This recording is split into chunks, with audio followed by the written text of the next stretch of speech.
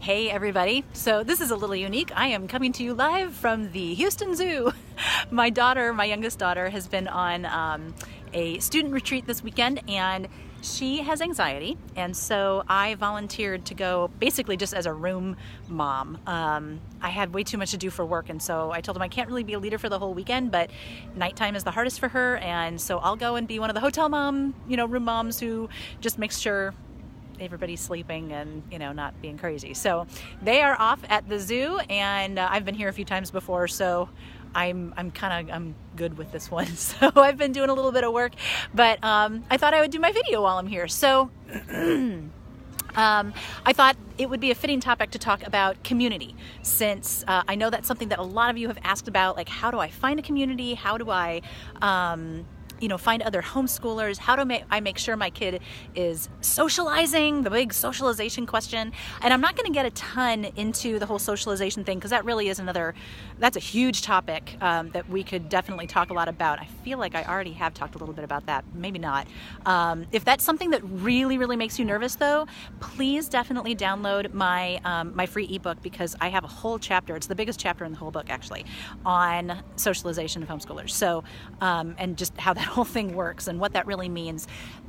So definitely go to my website, which is goodschooling.net. Right on the front page, you're going to see a link where you can download that book. So, and it's free, like I said. So if that's something that bothers you, definitely check that out. But in terms of finding community, the first thing I want to mention is the fact that, okay, think back to Laura Ingalls Wilder, okay? Little House on the Prairie. What was her community like? If you're at all familiar with the books, not the TV show, but the books, then you'll remember she spent very little time with other people. It was pretty much her and Ma and Pa and Mary and baby Carrie and her little cornhusk doll and their dog, I don't remember his name, and their horse and their cow. When you think about it, this whole idea of children spending hours on end every day or every week with other children is not actually something that they need. And that may sound really weird, and you may think that can't possibly be true. But if you think about it, what is true socialization? True socialization is being able to function in society. And once you get out of school, okay, think about what the whole school environment is. It is a completely artificial community.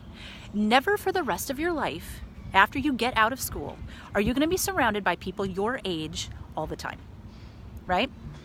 And if you only knew how to interact with people of your own age, you would not fit in well in society, because being truly socialized, being able to function in society, means being able to converse with and interact with and cooperate with and work with people who are older than you, younger than you, richer than you, poorer than you, have a completely different worldview from you, have different beliefs from you, have a different life philosophy, a different everything, okay? That is what it means to be socialized. I'm sorry my hand is shaking, by the way. It's like 40 degrees here. I cannot believe I'm in Texas right now. It does not feel like Texas. It feels like I'm back in Colorado. So my hand is freezing. Sorry about that. But really, if you think about it, okay, what your child needs to be able to do is interact with all sorts of people, not just children their own age. That is a small, small sliver of it. And so this idea that socialization requires being around lots of other children your child's age is 100% false. When you think about what children truly need, what they need is experiences, lots of different kinds of experiences, to talk to lots of different kinds of people. Chances are, particularly if you live in a more middle class or more affluent area, your children are not surrounded by a whole lot of diversity. They're surrounded by a lot of the same thing, right? I think about my own background, my own childhood. I lived in the suburbs of Chicago, very straight middle class, not wealthy, not low income, white collar, There was one Mexican girl in my entire elementary school. She was in my grade. I knew about 5 kids that were Asian, and that's because our town was very close to where Motorola was headquartered at the time. And so a lot of people were hired from Asia and would come over and work there. So a lot of kids from Japan and Korea. I did not go to school with a black person until I was in middle school. Then when I got to high school, the high school that I attended was located in a slightly lower economic level neighborhood, and there was way more diversity there. So I would say, even though I attended public school, it was a very monochrome experience. I did not interact with a lot of people of varying types until I got to high school. And then by the time I was in high school, I was very entrenched in the choir and theater world, and there was no diversity there, like, at all that I can remember. So yes, there were kids from, there were Mexican kids, and there were black kids, and there were Asian kids, and other than the ones that I was already friends with, the Asian girls I was friends with from elementary school, through junior high, I didn't have any other friends that weren't white middle class. So just because your child is in public school does not mean that they are getting a diverse experience and that they're actually being socialized. I was not properly socialized at all. And it took moving to the South, where I am now, to realize I had loads of racial biases that I was completely unaware of. I've always thought, oh my gosh, no, I'm not biased. I'm not a racist. I'm not, and I'm certainly not a mean racist. I wouldn't say that, but I definitely had racist beliefs, and I didn't even realize it until I moved here. And it was because I never interacted with anyone who wasn't middle-class white. So this whole idea that, if you take your children out of public school, they're not going to be socialized, is hogwash. As a homeschooler, you have significantly more opportunity to truly socialize your child, because you have the opportunity to take them into the city, travel with them. Oh my gosh, my dream is to get an RV and travel this big, gorgeous, wonderful country with my kids and see everything. Go to the cities, go to the tiny little rural, middle of nowhere towns, because that's true socialization. Seeing different people, seeing different cultures, trying different food. Oh my gosh. I mean, when you think about all the opportunity that you have as a homeschooler, your child has the opportunity to be significantly more socialized than children who are in public school, particularly if you live in an area that is not already naturally diverse. So that's just a small, quick side rant on the whole socialization thing. Sorry, that kind of took a little detour I wasn't expecting. But in terms of finding community, okay, circle back to what I was talking about before. No, you do not have to figure out how to get your kid around other kids every single day. Now, if they are naturally extroverted and they need time with other people, that's a different story. And that has nothing to do with socialization. That just has to do with meeting them where they are, like naturally, just part of their personality, you know what I mean? But just in terms of what you actually have to do, okay, here's what you have to do. You have to make sure that your kids are not sitting in your house 24/7, 365. Pretty sure you're not going to do that, but if you had that thought that you might just kind of lock them up in the little bubble of your house, that's not healthy. Don't do that. Okay? But are there other kids in your neighborhood and that your children play with? Well, there you go. That's socialization. When they get home from school, your kids are home from school already because you didn't leave for school, so they can go play. There you go. That's socialization. That's hanging out with other kids. That's getting together with other people. That's community. Your community does not have to be only homeschoolers. You do want to try to find other homeschoolers if you can. It's a great idea because it does help your kids to be able to hang out with other people who know what it's like to be homeschooled, like to have that shared experience. But you don't have to make that your only community, and you don't have to keep yourself only hanging out with other homeschoolers. Now, something else, another way that my kids, for example, get socialized and meet other kids. I'm going to even stop saying socialization because it's not about that, but just get together with other kids is church. And I know that not everybody out there goes to church. If you are atheist or humanist or whatever, there are lots of other like community type things that you can get involved in. Start at your library. Oh my gosh, I can't believe all this stuff that libraries offer these days. Opportunities for kids to get together to do different things. Things just like classes, looking for other homeschool classes, groups and support groups and things like that.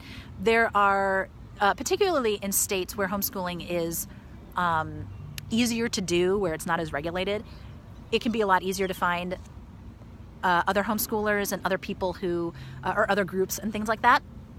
But looking for co-ops, looking for extracurricular classes, looking for homeschool support groups, looking for teams, like I talked about in the post I made earlier this week about homeschool kids in sports, looking for homeschool teams.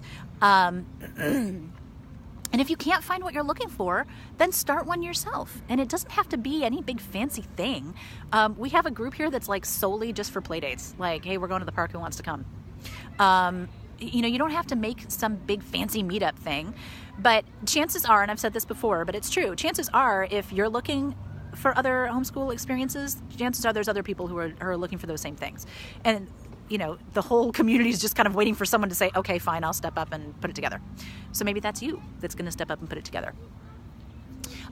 Tied to all this is that whole idea of kind of the big social, I don't know what to call them, milestones, I guess. Things like homecoming and prom and graduation, things like that we tend to associate with being part of a community and part of a group and socializing.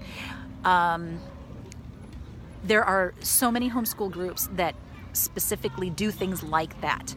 And so that's another thing that you can look for. Look for homeschool groups that host a kindergarten graduation, a middle school graduation, high school graduation.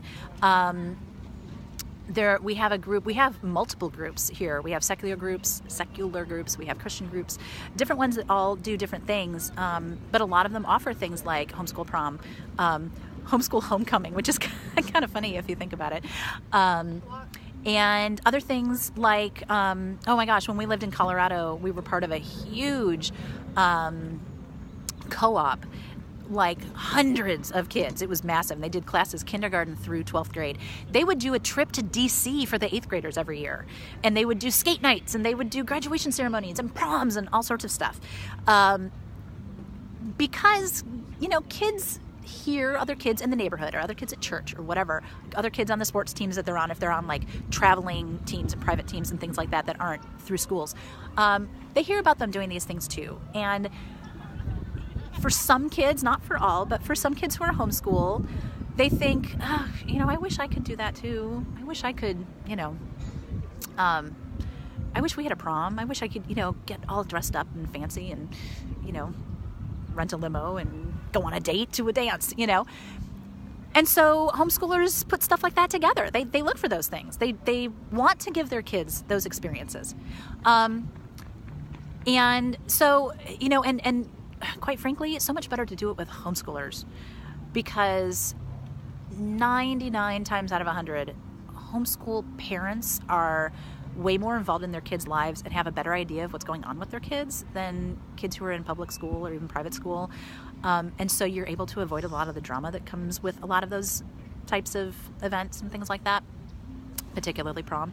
So, oh my gosh, I'd rather my kids go to a homeschool prom than the prom that, we were going to when I was a kid. So anyway, I'm so cold now that I can't think anymore. So I think I'm going to go and put my hand in my pocket and try to warm it up and see if I can buy more coffee. But hopefully that has helped.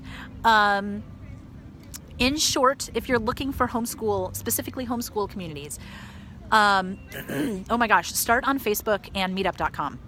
Although I think meetup.com just got bought out by WeWork or something like that. Anyway, whatever that group is now, and Facebook, and just type in like your state name and homeschooling. So like Colorado homeschooling or Texas homeschooling or homeschooling in your county name or the big city that's near you, Dallas homeschoolers or Chicago homeschoolers or whatever. And chances are you're going to find plenty of local groups. If you go to, is it A to Z homeschooling.com? I think it is. That's a huge kind of a homeschool information hub, and I think they have lots of groups that you can find there too, that are kind of like registered through there. And like I said, meetup.com or whatever it's called now, that's a great place to go to, just, to look for meetups, people who are actively getting together and doing stuff. And of course, just Googling, homeschooling in your state name or your city name or your county name or whatever. And chances are you are going to find plenty of groups, that are doing something that you can get involved in. And like I said, on the off chance that you can't, just put it out there. Start a group and go into some of the general homeschooling groups on Facebook and say, hey, looking for other homeschoolers in, Virginia Beach or wherever. I have beaches on my mind, as you can imagine, as I freeze here in Houston. But anyway, so just those groups are out there, and you are going to find people. Sometimes you're going to have to really dig, but you are going to find people. But the bottom line is that you need to remember is that you don't need to cram your calendar full of stuff. It's okay for your kids not to get together with other people every single day. It's okay for them to be bored at home. No one's going to die. No one is going to be ruined for life. That's going to spark their imagination and their creativity to get them out of that boredom hole. Do not rescue them from it. Do not become their cruise activities director and constantly fill their schedule with a zillion things. Okay? I'm going to go because I'm freezing. Bye.